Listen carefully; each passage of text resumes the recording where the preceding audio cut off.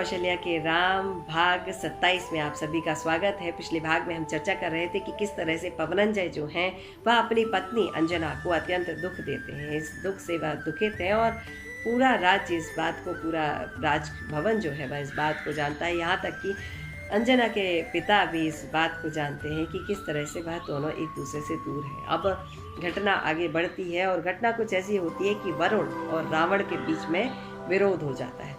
रावण ने वरुण के लिए दूत भेजा कि तुम आकर रावण को प्रणाम करो या फिर युद्ध के लिए तैयार हो जाओ। तो वरुण हंसकर कहते हैं कि रावण होता कौन है। रावण की बड़ी भारी सेना को लेकर वरुण के पास आते हैं और प्रतिज्ञा करते हैं कि मैं अपने जो देवोपुनीत शस्त्र हैं उनके बिना ही इसे पराजित करूंगा। वरुण के लड़के युद्ध के लिए आगे आए।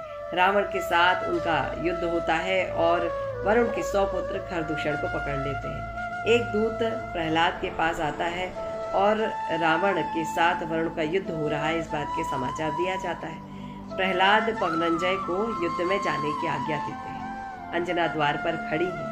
अंजना द्वार के सामने टिककर खड़ी थी। पवनंजय की जैसी ही दृष्टि पड़ी, उन्होंने कहा, हे दुर्लोकने, तू शीघ्र इस स्थान से हट जा। पवनंजय के उस युक्त वचन यद्यपि क्रूर थे, परंतु जिस स्त्री से उसके पति जिस स्त्री को उसका पति देखता भी ना हो, उससे बात भी ना करता हो, और अगर वह उससे इस तरह के क्रूर वचन भी कह दे तो उसके लिए वह अमृतमयी हो जाते हैं। और अंजना के साथ भी यही हुआ। अंजना हाथ जोड़कर बोली, महल में रहते हुए तो आपने हमसे कभी बात नहीं की, हमें कभी देखा नहीं, परंतु आज जो आपने अपने समीप होकर इतनी बड़ी बात कही है, यह मेरे लिए अत्यंत पुण्यशाली बात है। पवनंजय ने उसे अत्यंत क्रोध में आ जाते हैं और कहते हैं, मरो। इस तरह खिन्न बात कहकर वह वहाँ से निकल पड़ते हैं। पवनंजय विमान के झरोखे से मार्ग से मानसरोवर को देख रहे थे और मानसरोवर के पास एक चक्री को देखा। अकेली होने के कारण अत्यंत व्याकुल थी और विरह रूपी अग्नि से जल रही थी। उसकी व्याकुलता को देखकर पवनंजय को खेद हुआ और पवनंजय को याद आया कि किस तरह से यह तो चक्री है और अपने साथी से विलग होने पर अत्यंत दुखी है, और मैंने अपनी सुंदर पत्नी अंजना का परित्याग कर दिया है। और परित्याग सिर्फ केवल उन दासियों की बातों के कारण किया है। उन्हें इस बात पर अत्यंत खेद होता है और वह अपनी प्रिया के प्रति पुनः समर्पित हो जाते हैं।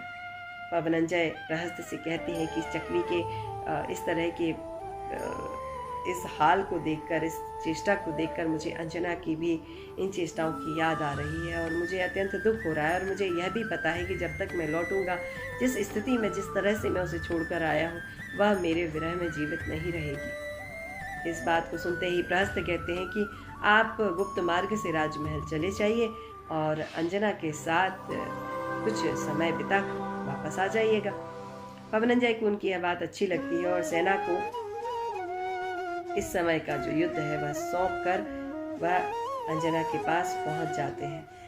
अब चूंकि यहाँ पर 22 वर्ष विरह के बीत चुके हैं तो अंजना भी अत्यंत क्षीणकाय हो चुके हैं। उनके समक्ष, उनके पास में उतनी शक्ति नहीं है, परंतु जैसे ही वह अपने पति पवनंजय को अपने पास देखती हैं, वह सो रही हैं और पवनंजय उन्हें उठाते हैं, तो अंजना सुख से चकित हो जाती हैं और अपने प्राणनाथ को नमस्कार करने के लिए उठना चाहती हैं, परंतु उनके जो पैर हैं वह उनका साथ नहीं देते हैं। उनके पास इतनी ताकत नहीं है। प्रहस्त जो है वह पवनंजय के साथ आए हैं और दूसरे कमरे में बैठे हैं। अभी वह अंजना जो है वह खड़े होना चाहती है, परंतु उनकी उतनी शक्ति नहीं है, वह अत्यंत दुर्बल हो चुकी हैं। परंतु पूर्वोपार्जित पुण्य फल जो उनके लिए फलीभूत हुए, इस बात से वह अत्यंत प्रसन्न है, इसलिए अपने दोनों हाथ उठाकर उन्हें नमस्कार करने का प्रयास करती है। तो पवनंजय यह बात देखकर उन्हें अत्यंत दुख होता है और उनका आलिंगन कर लेते हैं। इसके बाद कई दिनों तक वह उनके साथ रहते हैं।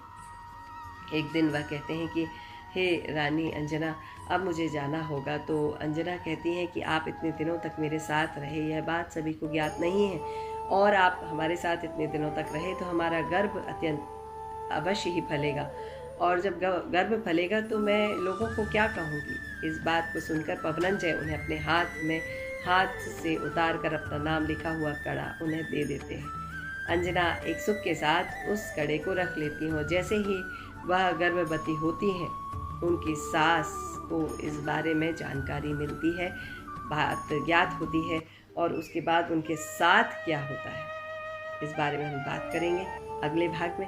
तब तक के लिए मुझे आज्ञा दीजिए। नमस्कार, प्रणाम, जय श्री।